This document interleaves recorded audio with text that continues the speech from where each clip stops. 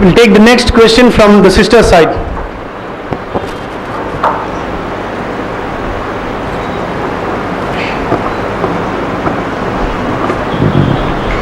Assalamu alaikum warahmatullahi wabarakatuh. Walaikum assalam. My question is, the people who revert to Sister, Islam, your educational background or your profession, please.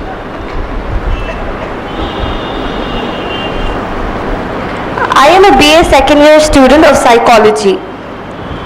My question is, the people who revert to Islam, is it because it is already destined for them, or it is their good and righteous deeds for which they are given hidayat from Allah subhanahu wa ta'ala to accept Islam?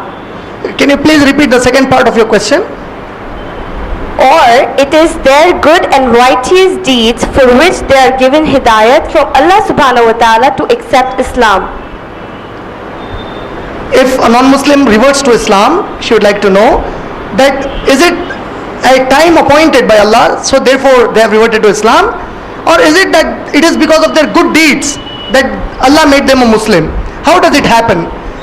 If you observe the second part, you will find there were many non-Muslims at the time of Muhammad sallallahu alaihi wasallam who had fought against Muhammad sallallahu alaihi wasallam.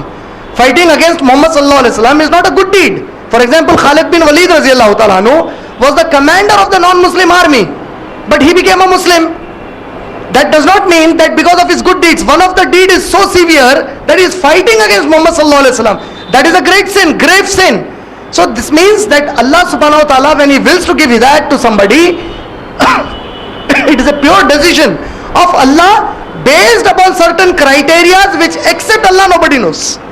If we come to know what is the criteria by which Allah gives the hidayat, then we don't need to do dawah. We can straight go. Why do we need to work so hard to the non-Muslims to make them Muslims? We will go to them, we will say this is the criteria, okay, you work on this, they will become a Muslim. The criteria on which Allah gives the hidayat, except Allah nobody knows.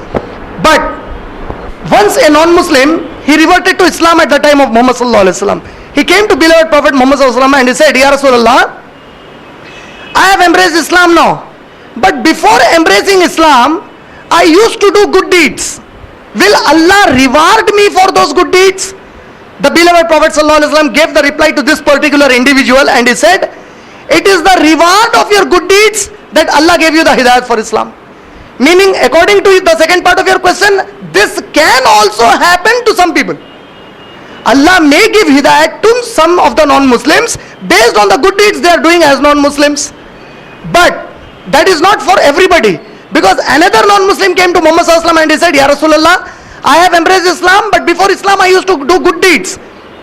And I used to even commit some sins. Will Allah punish me for the sins and give me the reward for the good deeds? The beloved Prophet sallallahu alaihi wasallam replied and he said, for the sins that you made, Allah has forgiven them for you when you embrace Islam.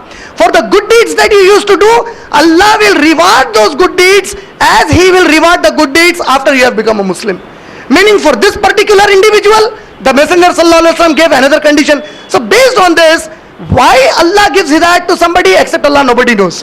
What is the criteria? Except Allah nobody knows. Because Allah knows the hearts in our body. Allah can read the minds of the human beings, which we cannot. We can only give a judgment about a human being based upon our experience and the observation. But Allah subhanahu wa ta'ala is not confined with certain principles and scales that He needs to observe somebody, He needs to experience somebody, and then He knows whether he is good or bad.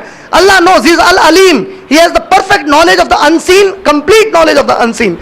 So how Allah gives the hidayat to any non-Muslim? Except Allah nobody knows. But that was a very good question, because for some non-Muslims it can be the good deeds of the non-Muslims that they can get the hidayat, and even if they get the hidayat with their good deeds, that was the part of their destiny. That was the time appointed by Allah to give them the hidayat, and Allah gave the hidayat to them. I hope I answered that question.